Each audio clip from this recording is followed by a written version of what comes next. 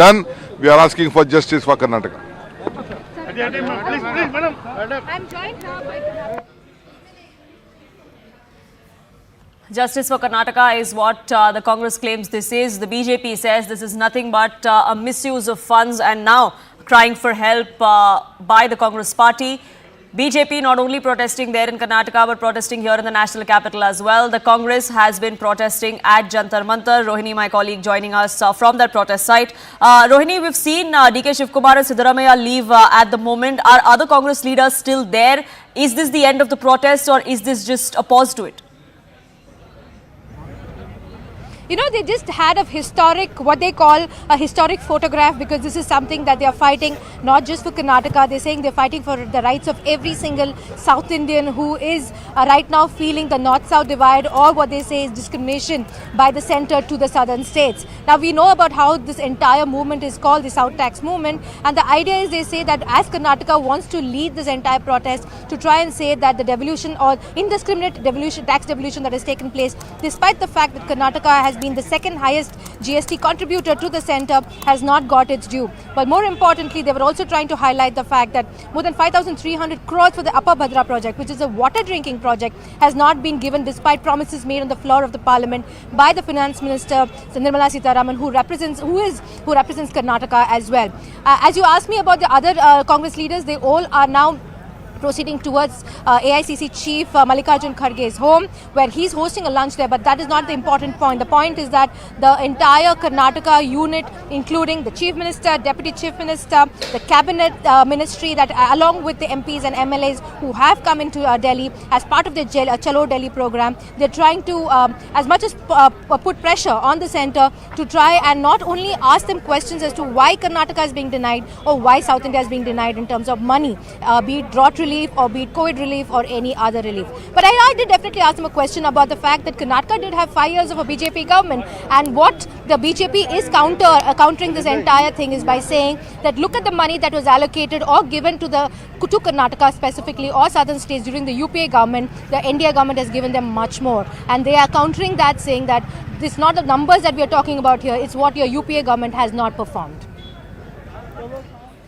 Right, so it's really a war of track records if we see as far as both the BJP and the Congress is concerned. But Rohini, they are also trying to make this a North versus South thing. The allegations that have been made by cabinet ministers in Karnataka also is that look at the share the North Indian states get versus what we get, and that's really where the stepmotherly treatment argument comes in for. But how is this going to fare politically for the Congress party, because they are in alliance in the India bloc with several North Indian parties? That's true, and it's going to definitely have a kind of impact, but I'm told that they did also have a discussion and conversation with states. Let me explain to you quickly how it works out. What they basically said, and this is how a senior leader explained it to me. If there's 100 rupees that is being earned, the South India is getting around 13 rupees, or rather Karnataka is getting around 13 rupees, while states in northern India are getting 33 rupees. And this is also because there are states who really need that in North India, and South India does much better in terms of how it progresses and the contributions through GST. But despite that, they feel that the discrimination is much higher. It's a very interesting question what you're asking about how this is going to work in the Indie Bloc alliance especially. That is something they'll need to work out, and that is where Mr. Mallikarjun Kharge's role also plays an important role in this entire thing. I'm also given to understand that this particular protest that they're planning, which Karnataka did today, Tamil Nadu and Kerala will do tomorrow in the same very place, is just to emphasize on the fact that they feel that South India gets denied every time. But let me bring one important point, which also the Chief Minister made this of Karnataka, Mr. Siddaramaiah, made it again and again, saying that more than 54 lakh crores of rupees have been lost over the last 10 years because of the kind of divide that we've seen. But he also said, and he started his speech by saying this, let's not make this a BJP versus Congress fight, let's make this a fight for the people of the country and who are being denied. But saying all this, all that was blurred, because at the end of the day, it turned out to be finally a BJP versus Congress, with both parties taking their own stand. Right, Rohini, do stay on with us. The Congress is protesting in the national capital versus the BJP protesting at Vidhana Soudha, which is the state legislature in Bengaluru. We had my colleagues speak to several BJP leaders there. Listen into what they had to say.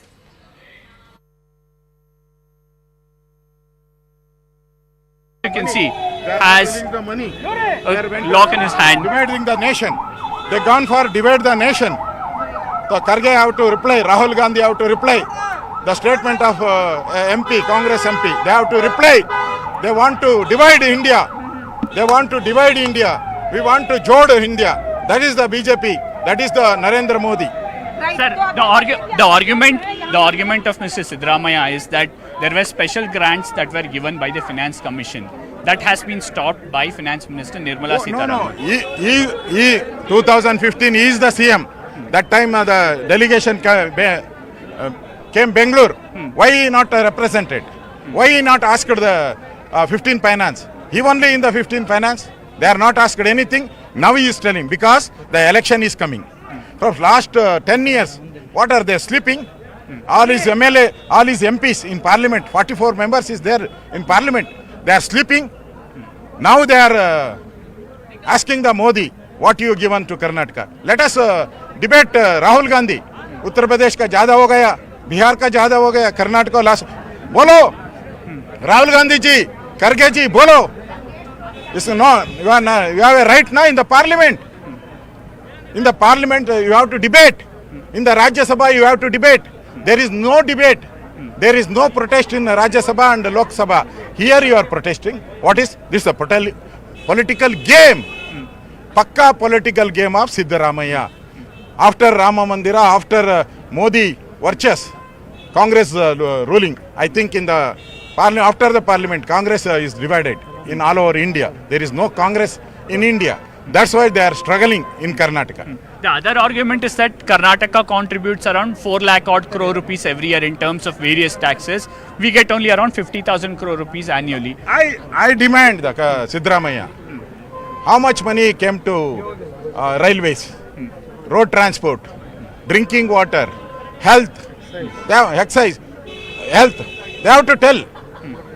How much money last 10 years of Narendra Modi, how much money came, what Manmohan Singh regime in the 10 years, that has to show.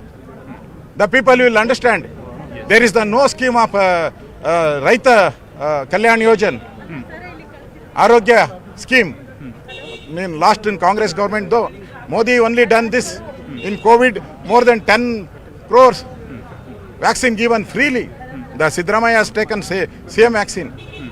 If Modi is there, the vaccine came. Otherwise, you have to go beg America for the vaccine. Sir, finally, do you think because they have spent so much money, 56,000 crore rupees for guarantees, that's why they're short of funds, they're taking up this narrative? That's what the BJP believes, sir?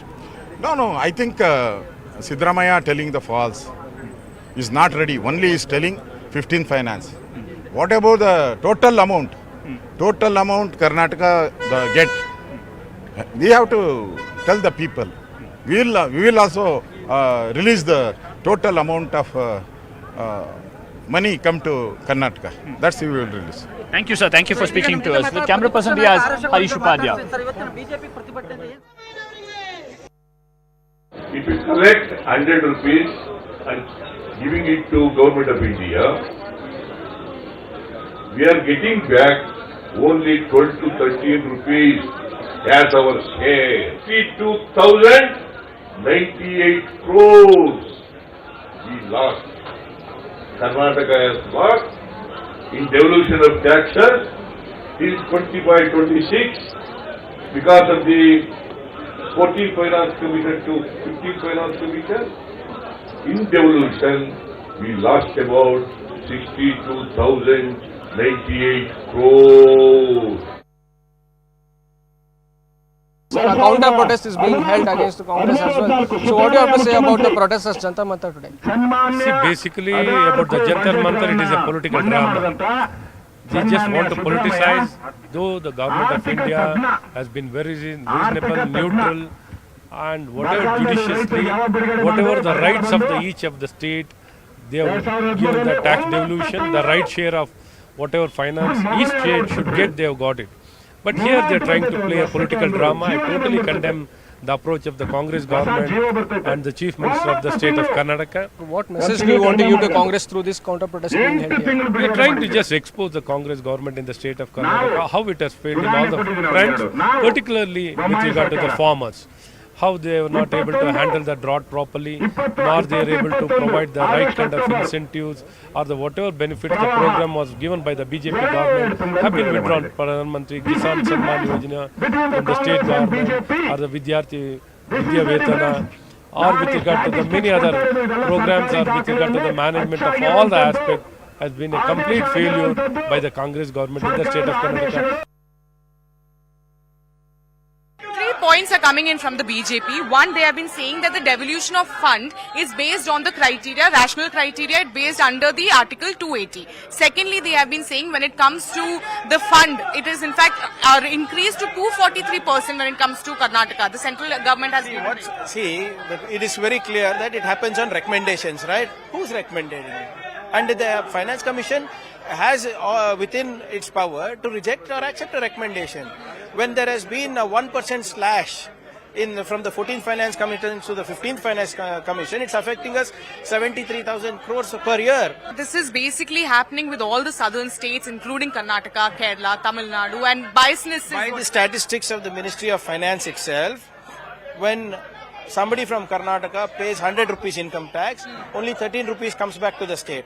But whereas someone pays income tax in Uttar Pradesh, they get 333, 292 in Madhya Pradesh. We are not against distribution of funds, but let it be in an equitable manner.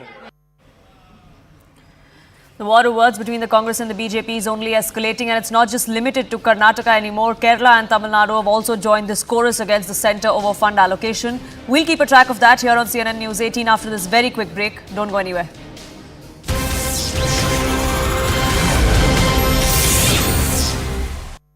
You can ignore this. There is a host of services that Paytm is providing, and some of it is linked to Paytm Bank.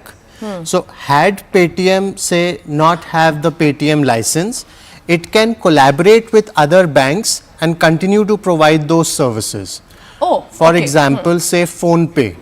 So PhonePe does not have a bank of its own, but PhonePe is providing you UPI services, PhonePe is providing you an app to transfer your money, etc.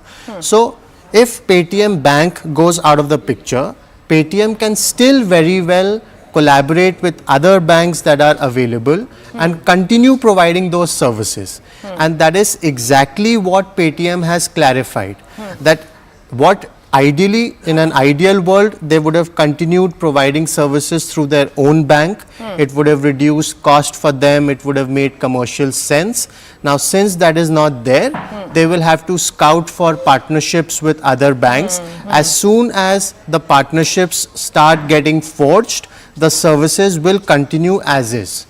From what we also understood was largely the implication is on the vendors, because they are the one making the payments. Your and mine is at the end of the day a wallet that can be accessed. You can still withdraw, but like you said, it can still Paytm to ease out transactions for its customers can easily tie up with other banks and make it happen. But let me take this specific question that I asked you of Sanjeet Gaud, who says, how about Paytm postpaid?